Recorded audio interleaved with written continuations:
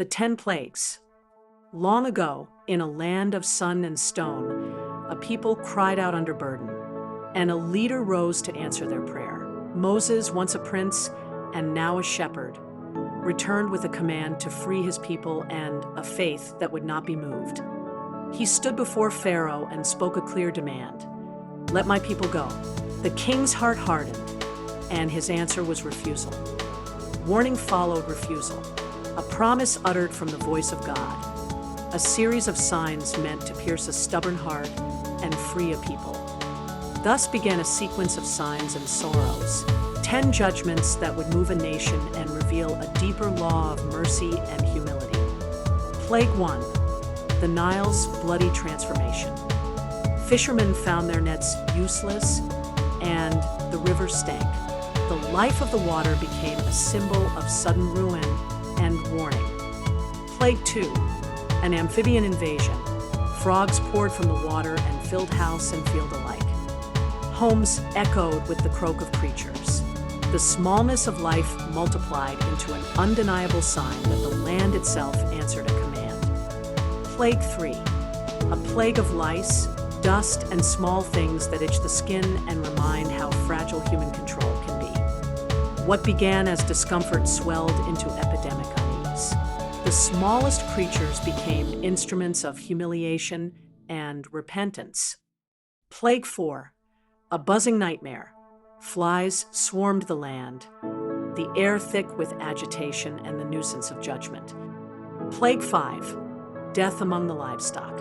Egyptian herds fell silent, fields lost their wealth, and an economy began to crumble before the people's eyes. Plague 6. The curse of painful sores. Flesh burned with sores, a visible reminder that pride could be met with pain. The once proud elite found themselves humbled. Pain spread beyond bodies to the confidence of those who presided over the land. Plague 7. A storm of destruction. Hail and fire from the sky shattered crops, trees, and the veneer of stability. Villages took cover, farmers counted losses, and the sky itself seemed to turn against the land in a display of overwhelming force. Plague 8. A devouring swarm. Locusts blackened the horizon, consuming every green thing in a swift, relentless tide. Plague 9. Unnatural darkness. A darkness so thick it could be felt, a shadow that humbled even the rulers within their halls. For 3 days the land knew the absence of sight. Fear and reflection replaced the ordinary rhythms of life. Plague 10. A night of mourning. The firstborn of Egypt fell in a single, shattering sorrow that pierced every house. A city that had counted on its ordering and power now trembled. Pharaoh's will was tested by a grief that could not be bargained with. When mourning fell upon the land, the chains of command began to crack and the path to release edged into view. At last, a single command: go. And a nation prepared to leave the place of their suffering and step toward freedom. The exodus dawned with a heavy sky and a cautious hope. Those who had suffered now moved as one toward an unknown promise. Moses led them with steady faith, the memory of the 10 signs etched into the bones of a nation newly humble and watchful. Pharaoh, his pride broken, watched as those he had bound walked away. The clash of wills had reached its solemn conclusion.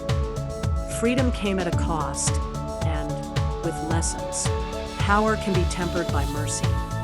Nations and hearts alike are tested by suffering and choice.